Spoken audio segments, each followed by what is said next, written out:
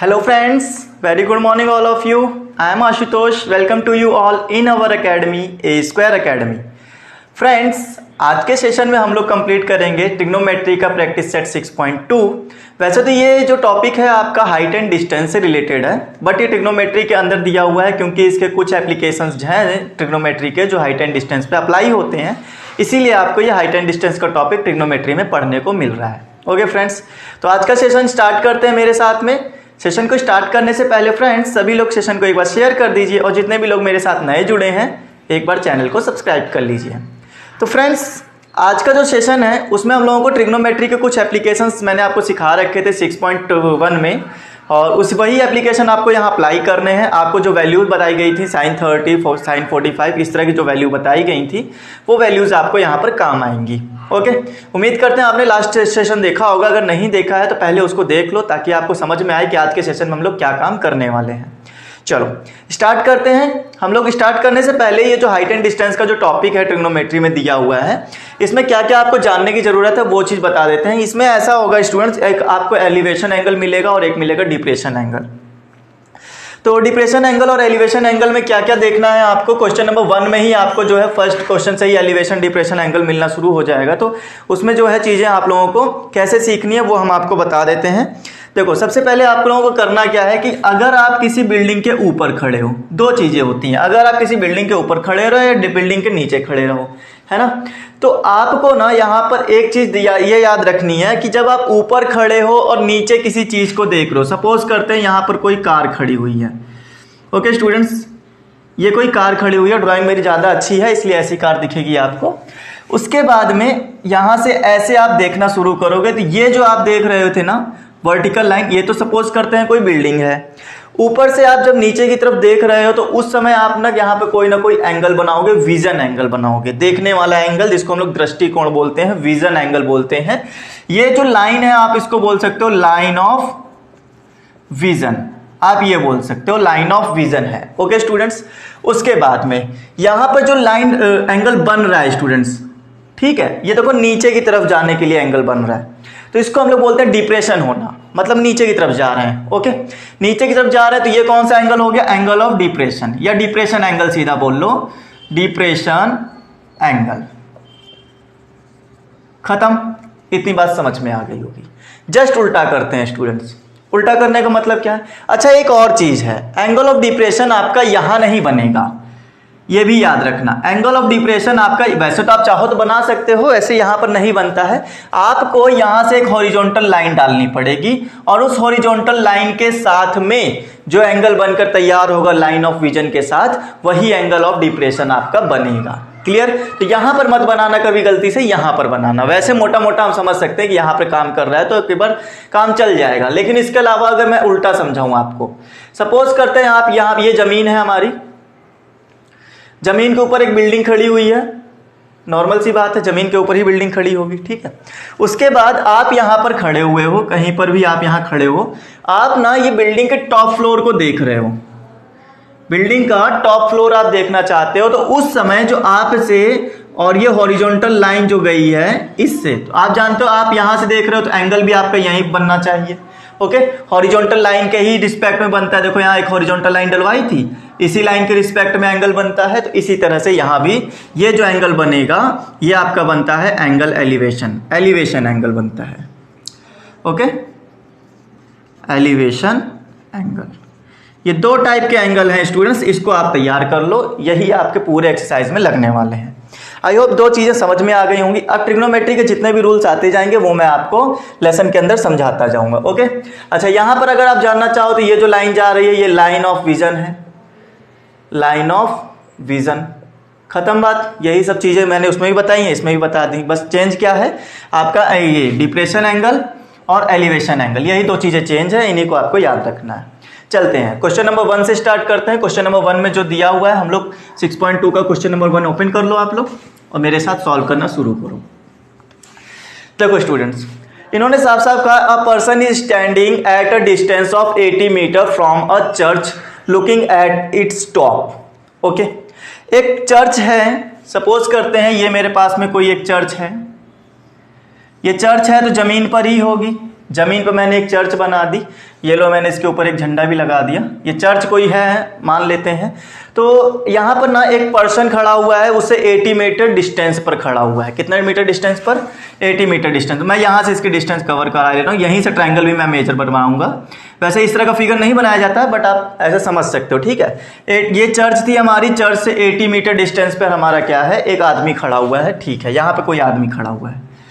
उसके बाद ये टॉप फ्लोर पे देख रहा है, तो आपको पता चल गया होगा, जमीन पे खड़े हो, ऊपर देख रहे हो, तो इसका मतलब एंगल ऑफ एलिवेशन बनेगा। क्लियर? तो एलिवेशन एंगल बनाता है भाई साहब हमारे कितने डिग्री का बनाते हैं? 45 डिग्री का। The angle of elevation is 45 degree. Okay, find the height of the church. Height बतानी है कितनी है। तो बेटा देखो, ये सिंपल सी चीज मैंने ये कही कि यहाँ पर आपका एंगल ऑफ एलिवेशन बनकर तैयार हो गया कितने डिग्री का? 45 डिग्री का। उसके बाद आपको ये बताना है कि ये जो चर्च था ना, ये चर्च ना, इसकी हाइट कितनी है। मैंने यहाँ से एक सीधी लाइन डाली, अब बताओ ये हाइट जो है वो कितनी है, ये बतानी। तो मैंने कहा इसकी हाइट जो है h है। इतनी बात समझ में आ गई? जो चीज़ दी जाए वो ले लेना, जो पूछी जाए उसको लेट कर लेना, ठीक है। तो सबसे पहला काम मेरा क्या रहा? Let the height of church is equal to h metre. Okay, अब यहां पर बहुत ही कॉमन सेंस की बात आती है। आपके पास में दो चीजें हैं, एक तो नोन चीज है जिसको आप जानते हो, एक अननोन है जिसको आप नहीं जानते हो। हाइट नहीं पता है लेकिन इसकी जो डिस्टेंस है ये पता है। इन दोनों का यूज करो और चेक करो क्या आपके पास में ट्रिग्नोमेट्री का ऐसा कोई फॉर्मूला है जो बेस और परपेंडिकुलर के साथ फॉर्मूला बनाता हो। अगर मैंने आपको ट्रिग्नोमेट्री जब पढ़ाई थी, अगर आपको याद हो, तो वहां पे मैंने दो चीजें पढ़ाई थी, पाकिस्तान भूखा प्यासा, हिंदुस्तान हरा भरा। ये दो चीजें मैंने आपको सिखाई थी स्टूडेंट्स, राइट। और साथ ही साथ ये भी याद रखना, एंगल के सामने वाला जो लेंथ होती है वो हमारी परपेंडिकुलर होती है, तो जो कि साफ साफ हमें दिखाई भी दे रही परपेंडिकुलर, मतलब कोई प्रॉब्लम नहीं होने वाली। अब जरा समझना, मेरे पास परपेंडिकुलर है, मेरे पास बेस है, दोनों चीजों को यूज करके, परपेंडिकुलर और बेस का यूज करते हुए मैं ये वाला फॉर्मूला लगा सकता हूं, परपेंडिकुलर अपॉन हाइट वाला, ठीक है। परपेंडिकुलर और बेस है, एक मिनट स्टूडेंट्स, परपेंडिकुलर, अच्छा ये तो हाइपोटेनियस होती थी ना, ये बेस कहां होता था? हाँ, तो परपेंडिकुलर और बेस का फॉर्मूला ये बनता था मेरा, ठीक है। तो परपेंडिकुलर और बेस को लेते हुए मैं ये फॉर्मूला लगा सकता हूं। कौन सा वाला होता था ये होता था tan थीटा का। कौन सा फॉर्मूला स्टूडेंट्स? ये है tan थीटा का फॉर्मूला। तो मैं कह सकता हूं गिवन दैट क्या दिया हुआ है हमें, दिया गया है, एक और चीज कर लो यहां पर ABC, तो आप कह सकते हो BC जो हमारी बेस है वो कितनी है? 80 मीटर, और एंगल ऑफ एलिवेशन थीटा हमें दिया गया 45 डिग्री। देन हम लोग लगाएंगे tan थीटा का फॉर्मूला। अभी अभी बताया क्यों लगाएंगे, क्योंकि परपेंडिकुलर और बेस से मिलकर हमारा tan थीटा का ही फॉर्मूला बनता है, और कोई वैल्यू दी जाती तो और कोई फॉर्मूला लगाया जाता है, ठीक है। तो tan थीटा का फॉर्मूला होता है perpendicular. What is perpendicular? Perpendicular is AB, इसीलिए यहां पर मैंने ABCD लेट करवाया। अच्छा, उसके बाद में हमारे पास बेस कितना आएगा? बेस आएगा BC, तो ये लो, तो tan थीटा कितना स्टूडेंट्स? 45 डिग्री है। उसके बाद में AB कितना हो गया हमारे पास? AB आ गया, हमारी हाइट है, हाइट हमारी कितनी आ गई? h metre. नीचे हमारे पास बेस कितना आएगा? 80 मीटर। ओके, उसके बाद बातों को समझो। tan 45 की वैल्यू क्या मैंने आपको लास्ट सेशन में याद करवाई थी? tan 45 is equal to 1 degree होता है, 1 होता है, डिग्री नहीं 1 होता है। तो हम यहाँ रख देंगे 1, ये हो गया h अपॉन 80, मतलब 80 को यहाँ भेजोगे, 80 बन जा 80। हाइट कितना निकल कर आ गई? हाइट निकल कर आ गई 80 मीटर। h हमारी कितनी निकल कर आ गई? 80 मीटर निकल कर आ गई। क्लियर? समझ में आ गया क्वेश्चन? क्वेश्चन नंबर 1 हमारा कंप्लीट हो चुका है। इसमें बस इतना ही बताना था और कुछ भी बताना नहीं था। स्टूडेंट्स, अगर आप वर्ड प्रॉब्लम की वर्ड्स को समझ पा रहे हो, ठीक है, तो आप आराम से इन क्वेश्चंस को कर लोगे, और कुछ भी इसमें हाई फाई नहीं है। चलो नेक्स्ट क्वेश्चन पे चलेंगे, क्वेश्चन नंबर 2 पर, और उसमें देखो क्या दिया हुआ है। क्वेश्चन को पढ़कर पहले तो ये पहचानना सीखो कि एंगल ऑफ एलिवेशन लगाया गया है या एंगल ऑफ डिप्रेशन लगाया गया है, ठीक है। ये चीज सीखना बहुत ज्यादा जरूरी है। अगर ये चीज़ पकड़ लेते हो कि एंगल ऑफ एलिवेशन है या एंगल ऑफ डिप्रेशन है तो समझ लो 90% क्वेश्चन तो उसी समय सॉल्व हो गया।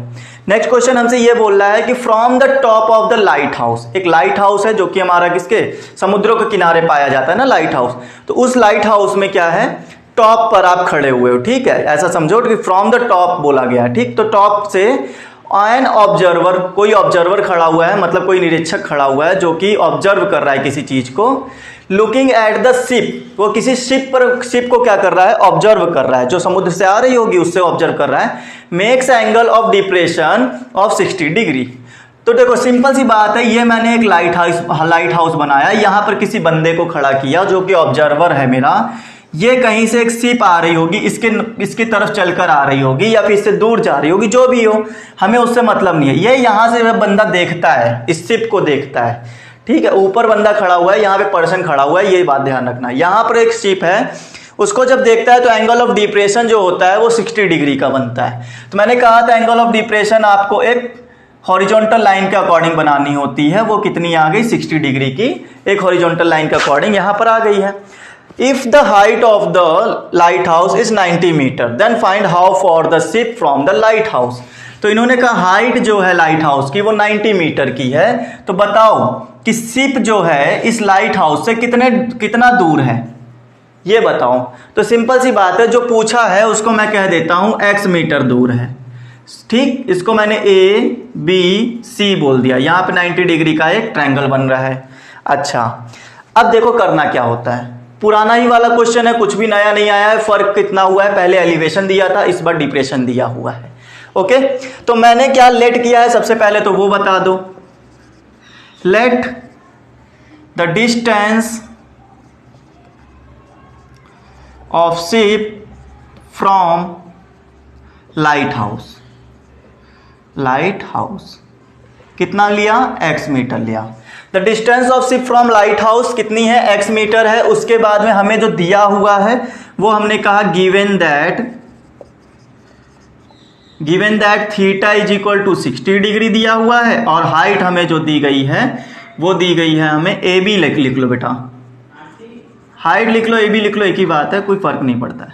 AB हमें दिया गया है 90 मीटर। क्लियर। अब हमें करना क्या है, हमें ये पहचानना है कि हमारे पास में ये एंगल जो होता है ना स्टूडेंट्स, आप चाहे इसको यहाँ ले लो चाहे यहाँ पर ले लो, फर्क नहीं पड़ता हमें, पहली बात तो ये जान लो, ठीक है, हमें इस चीज से कोई भी फर्क नहीं पड़ता है, चाहे आप उसको वहां लिख लो और चाहे इसको यहाँ अंदर लिख लो। अब आप देखोगे कि जो डिप्रेशन एंगल होता है वही हमारा एलिवेशन एंगल होता है, ये दोनों ही सेम वर्क करते हैं, कुछ भी फर्क नहीं पड़ता है।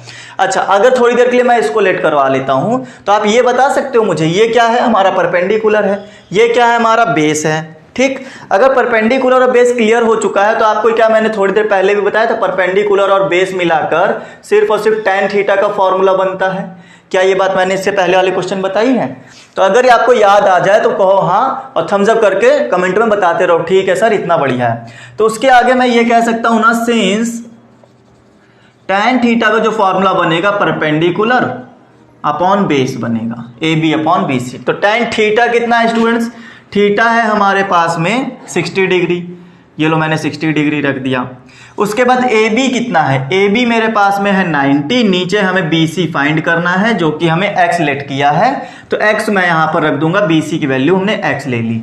अच्छा, उसके बाद में tan 60 डिग्री की वैल्यू होती कितनी है, सबसे बड़ी बात, तो tan 60 डिग्री की जो वैल्यू होती है वो होती है √3, और यहां पर आ गया 90 अपॉन x आ गया। ओके स्टूडेंट्स, आपको निकालना x है तो इसीलिए x को इधर ले चलो, तो x जब इधर आ जाएगा तो आप कहोगे सर √3 जो होगा वो नीचे चला जाएगा हमारे पास, तो 90 अपॉन √3 हो गया। उसके बाद 90 अपॉन √3 इंटू √3, ये कैसे आ गया सर?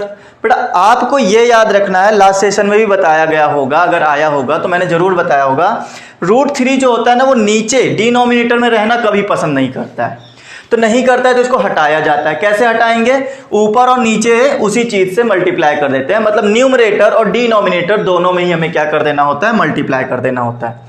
तो हमने यहां जब मल्टीप्लाई किया तो ये मेरे पास आ गया 90 √3 अपॉन 3, √3 को √3 से मल्टीप्लाई करेंगे तो 3 आता है, 3 3 9, तो ये हो गया मेरे पास कितना 30 √3, ये क्या आ गई, ये x आ गया, मतलब BC की लेंथ आ गई, इतने मीटर दूर है। और ज़्यादा अगर सॉल्व करना चाहो तो आप यहाँ पर √3 का वैल्यू रख सकते हो 1.732, ठीक है। मल्टीप्लाई करोगे तो आ जाएगा 3 2 जा 6, 3 3 जा 9, 3 7 जा 21, 3 1 जा 3 एंड 5। तो ये हमारा 2 डिजिट से पहले पॉइंट लगेगा। आप मल्टीप्लाई करके देखो आराम से, जिन बच्चों को ना पता चला हो कैसे आया तो आप मल्टीप्लाई करके आराम से देख सकते हो। ओके स्टूडेंट्स, तो इतना हमारे पास में आंसर मिलकर तैयार हो जाएगा। बताओ यहाँ तक किसी भी बच्चे को कोई प्रॉब्लम क्या?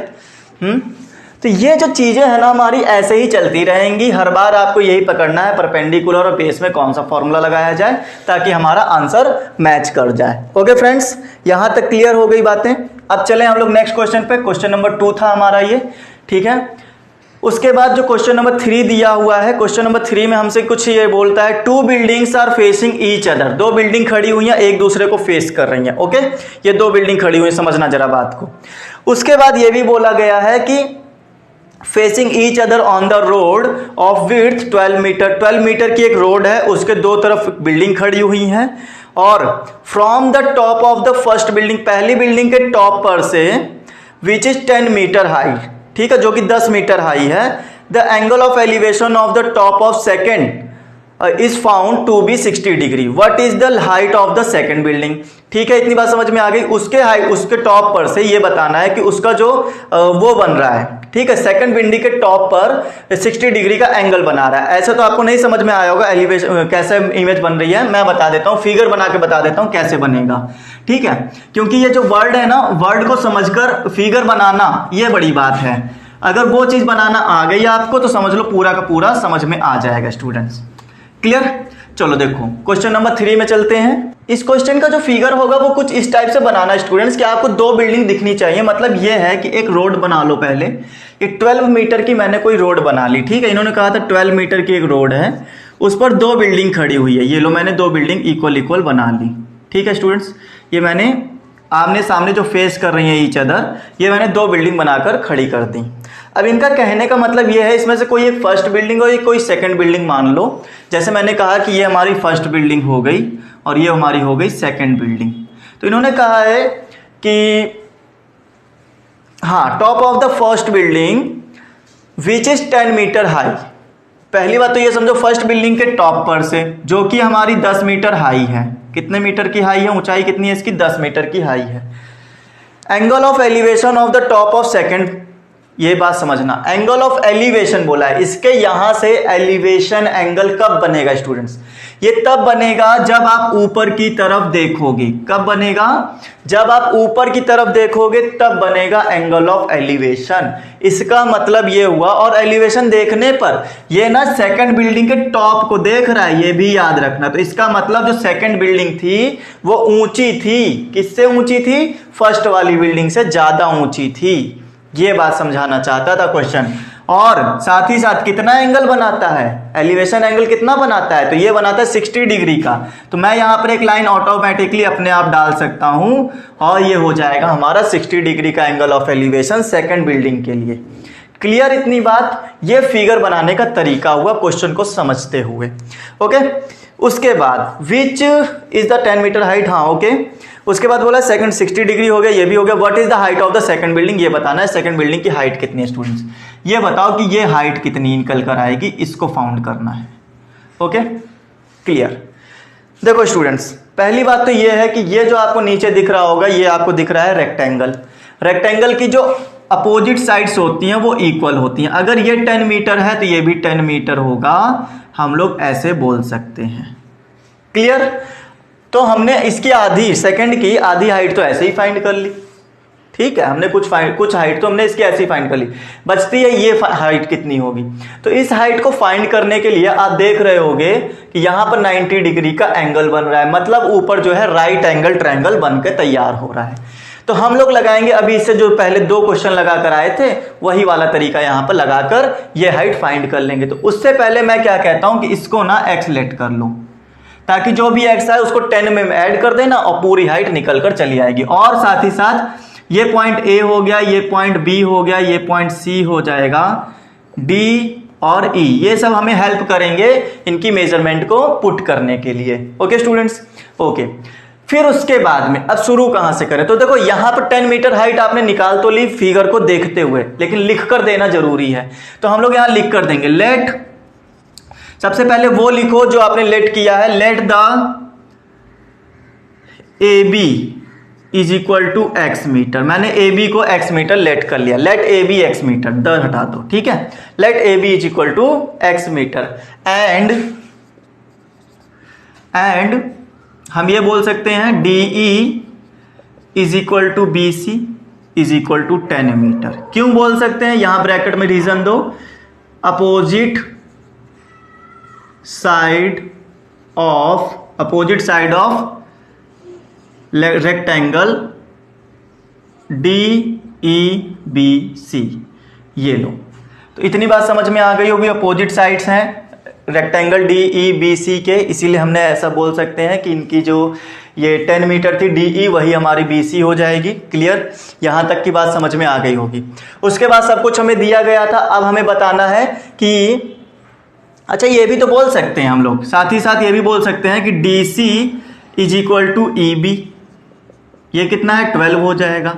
ऐसा इसलिए कर रहे हैं क्योंकि अभी आपको इसकी लेंथ की जरूरत पड़ेगी, जब आप ये ट्रायंगल सॉल्व करोगे तो ये लेंथ की जरूरत पड़ेगी, इसीलिए हमने यहां पर ये बता दिया, और इन दोनों के ही लिए हमारा ये वाला रीजन काम करेगा। ओके स्टूडेंट्स, अच्छा अब चलो बताओ, यहां पर हम लोग जब इस ट्रायंगल को सॉल्व करने जाएंगे तो हमारे पास में एक तो ये लेंथ होगी जो कि नोन है, और एक ये लेंथ होगी जो कि अननोन है। तो आपको पता है ये बेस है और x जो है वो क्या है, हाइट है। बेस और हाइट मतलब परपेंडिकुलर को मिलाकर कौन सी चीज बनती थी, परपेंडिकुलर और बेस को मिलाकर कौन सी चीज बनती थी, जस्ट इससे पहले 2 क्वेश्चन लगा गया है, सेम टू सेम वही वाला बनेगा, tan थीटा वाला। ओके, साइन कॉस की कोई जरूरत नहीं पड़ेगी, तो हम यहां लिख सकते हैं since tan theta is equal to क्या लिया है, ए बी, हाँ A B upon B E, ऐसा लिख सकते हैं, परपेंडिकुलर अपॉन बेस। ओके, फिर ए बी की वैल्यू रखो, यहां पर कितनी रखेंगे x, नीचे कितना आ गया बी ई मेरे पास में था 12, और साथ ही साथ यहां पर tan थीटा की वैल्यू कितनी आ जाएगी ये भी बताओ। तो अगले वाली क्वेश्चन में लिखो tan थीटा की वैल्यू आ जाएगी 60 degree is equal to A B upon B E. तो tan 60 की वैल्यू कितनी होती है, √3, ए बी की वैल्यू क्या x है, और बी ई की वैल्यू कितनी निकालेंगे, 12 निकाली जाएगी। ये डिवाइड में इधर मल्टीप्लाई में ले चलो 12, और इसकी साथ ही साथ वैल्यू भी रख लो 1.732 इज इक्वल टू x। 12 2 ज़ा 24, ओके 12 2 ज़ा 24, कैरी 2, 12 3 ज़ा 36, 38, 3 12 7 ज़ा 84 एंड 3 87, उसके बाद 8 12 1 जा 12 एंड 8 20, और 3 डिजिट से पहले पॉइंट, तो ये लो x की वैल्यू इतनी आएगी। और साथ ही साथ सेकंड बिल्डिंग की हाइट क्या निकल कर आएगी, तो सेकंड बिल्डिंग की जो हाइट है वो है AC, और AC को हम लिख सकते हैं AB plus BC, AB plus BC लिख सकते हैं। ये इतनी AB हो गई, ये BC हो गई, दोनों का ऐड कर दो।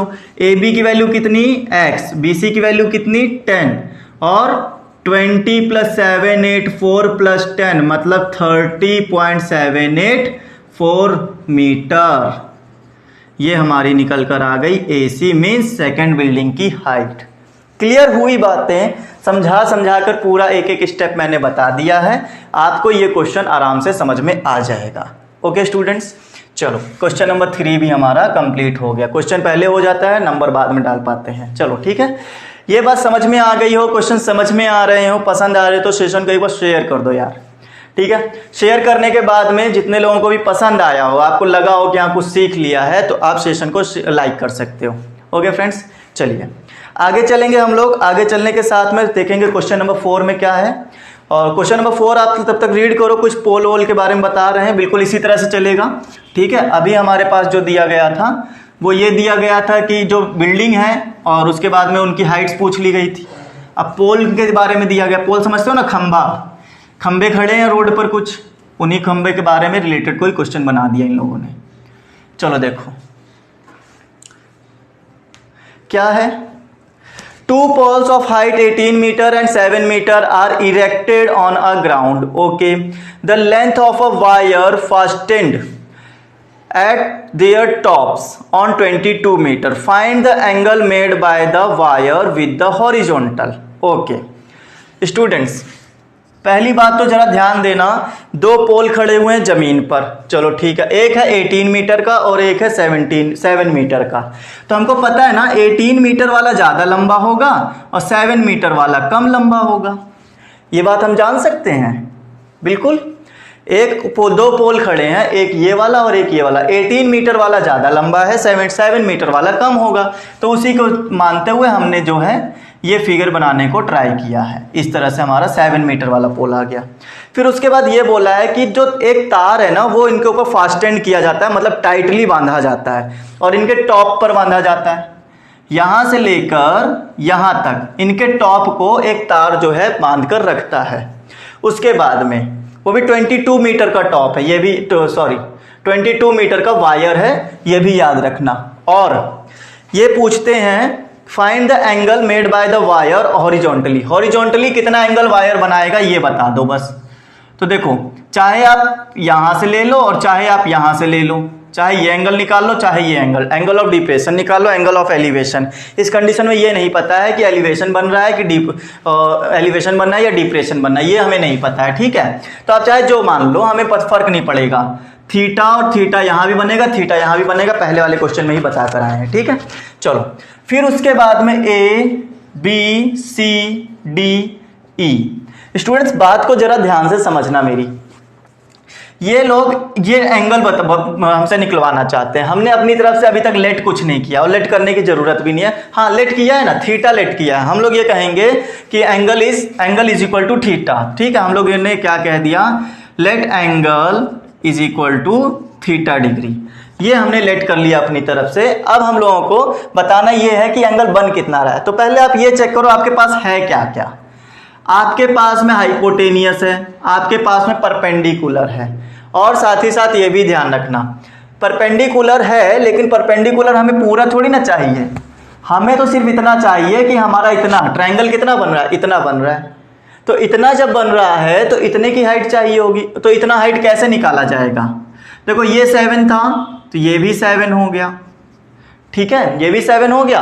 पूरी लेंथ जो थी वो 18 थी, 18 में से मैंने ये इतनी 7 कम कर दी, अब कितनी बची, तो 18 माइनस 7, 18 माइनस 7 11 बन गई, 18 माइनस 7 11 बन गई। जिन स्टूडेंट्स को ना समझ में आया वो ऐसे कर सकते हैं। मैंने कहा कि अगर आप AC लिखने जाओगे, A और C पूरे AC, तो क्या AC को आप AB प्लस BC नहीं लिख सकते, AB प्लस BC नहीं लिख सकते, लिख सकते हो। AC कितना आएगा, AC ये पूरी AC कितनी थी स्टूडेंट्स, 18 थी। AB कितनी थी, हमें यही तो निकालनी है, और प्लस BC कितनी आएगी, 7 को इधर लेकर आओगे, 18 minus 7 is equal to AB आ गया, और AB की जो लेंथ निकल कर आई वो 18 माइनस 7 मतलब 11 निकल कर आई। ये बात हमें समझ में आई, ठीक है स्टूडेंट्स, ये बात समझ में आ गई होगी कि ये हमारी जो निकल कर आई वो कितनी आ गई, 11 निकल कर आ गई। अच्छा, अब हमें देखना यह है कि ट्रायंगल पे काम कैसे करना है। स्टूडेंट्स बात को समझो, आपके पास में ये 11 दिया है, ये दिया है 22, मतलब ये परपेंडिकुलर है, ये हाइपोटेनियस है। और परपेंडिकुलर और हाइपोटेनियस को मानते हुए हम लोग कौन सा वो लगाते थे, पाकिस्तान भूखा प्यासा ना, हिंदुस्तान हरा भरा। तो हम लोगों को क्या चाहिए, हाइपोटेनियस और परपेंडिकुलर। तो हाइपोटेनियस और परपेंडिकुलर तो बेटा यही होता था, साइन वाला सबसे पहला ही वाला हमारा निकल कर आता था। तो हम लोगों को इस बार tan नहीं, पिछले 3 क्वेश्चन में tan लगाते आए थे, लेकिन इस बार हमको चाहिए साइन। तो हम कहेंगे sine theta is equal to P upon H, मतलब perpendicular upon height, sorry hypotenuse. तो परपेंडिकुलर, और साथ ही साथ हमें चाहिए थीटा की वैल्यू, ये भी ध्यान रखना। तो कैसे आएगी स्टूडेंट्स, ये कुछ ऐसे आएगी, साइन थीटा परपेंडिकुलर हमारे पास में है 11, हाइपोटेनियस हमारे पास में है 22, 11 2 ज़ा 22, 1/2। अब बच्चों को यहाँ पे थोड़ा थीटा निकालने में थोड़ी सी दिक्कत आएगी। बेटा ये याद करो, उल्टा याद करो कि 1/2 साइन के फॉर्मूले में किसकी वैल्यू होता था, 0 डिग्री की, 30 डिग्री की, 60 की, 45, 90, किसकी वैल्यू है कि साइन के फॉर्मूले में आती थी 1/2। तो बहुत से बच्चों को याद आ चुका होगा, ना याद आया हो तो देखो मैं लिख रहा हूं, साइन 30 डिग्री की जो वैल्यू होती थी वो 1/2 होती थी। साइन में ही चाहिए, क्यों? क्योंकि साइन के अब यहां पर साइन रखा हुआ है, दोनों तरफ साइन साइन होना चाहिए। ऐसा इसलिए ताकि आप साइन को हटा सको, ये गया हटकर, तो थीटा इज इक्वल टू आ गया 30 डिग्री। ऐसे निकालना है फॉर्मूला, ऐसे थीटा आएगा, आपको ये चीज़ याद रखनी पड़ेगी, ठीक है। तो यहाँ तक का काम हमारा खत्म हो गया है। और आपको अगर ये समझ में आ गया हो, ठीक है, तो थम्स अप करके कमेंट में बताते चलो कि हाँ सर ठीक है।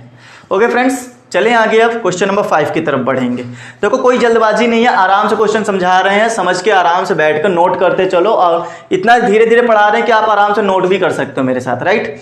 चलो क्वेश्चन नंबर 5 पे चलेंगे। क्वेश्चन नंबर 5 में हमसे क्या बोल रहे हैं, इसको भी समझ लो जरा।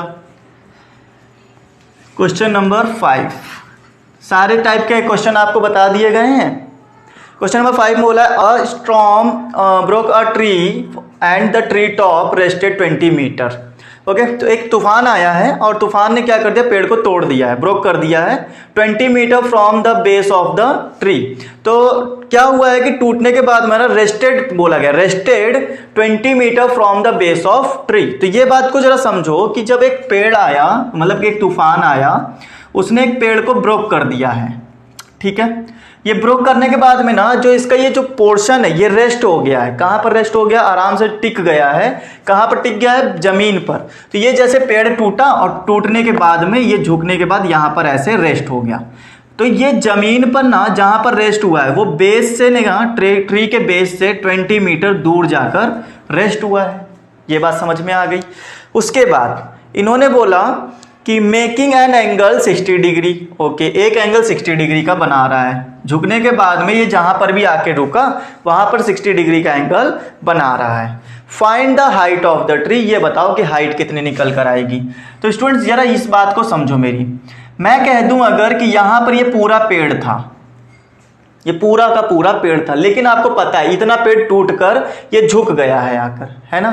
ये जितना पेड़ झुका है, क्या जितनी हाइट इसकी थी उतनी ही हाइट इसकी रही होगी, क्योंकि ये इतना ही पेड़ तो टूटा है और टूटने के बाद ये आकर झुक गया है। तो जितनी ऊंचाई से टूटा होगा वो उतनी ही ऊंचाई लेकर तो नीचे आकर गिरा होगा। अगर मैं ये बोलूं कि ये अगर x रहा होगा, ठीक है, ये x रहा होगा और ये y रहा होगा, तो आप ये कह सकते हो सर ये जो एक y है ना ये हमारा यहाँ पर झुक गया होगा, मतलब कि ये मैंने कहा y है। क्या इतनी बात समझाई जा सकती है?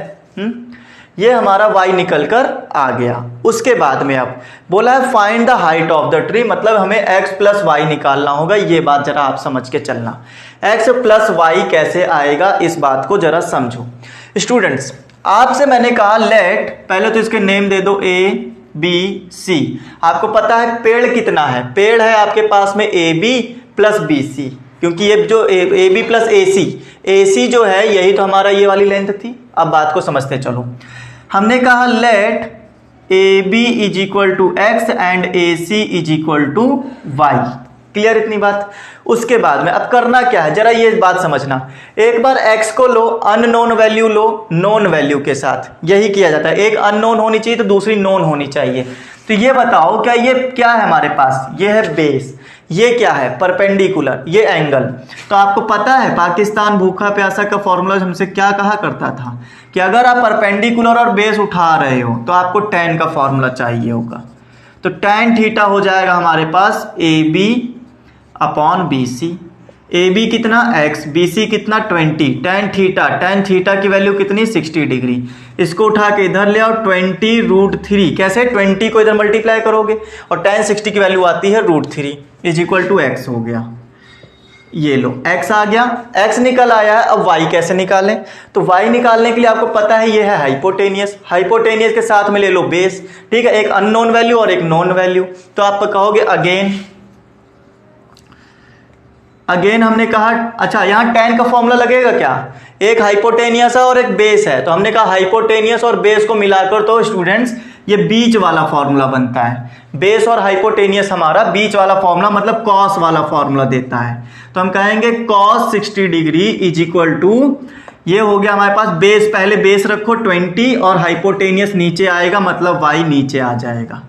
ओके, बेस ऊपर है, हाइपोटेनियस नीचे है। और समझो बात को, cos 60 डिग्री की वैल्यू कितनी होती है?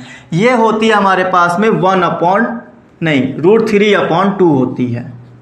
cos 60 की वैल्यू स्टूडेंट्स 1/2 होती है। सॉरी, थोड़ी मिस्टेक हुई, वहां पर कितना 1/2 होती है। ये बात को जरा ध्यान में रखो। ओके, अब चलते हैं आगे। y को इधर लेकर आओ, y को 1 से करेंगे, 2 को 20 से मल्टीप्लाई करेंगे, कितना आंसर बनेगा?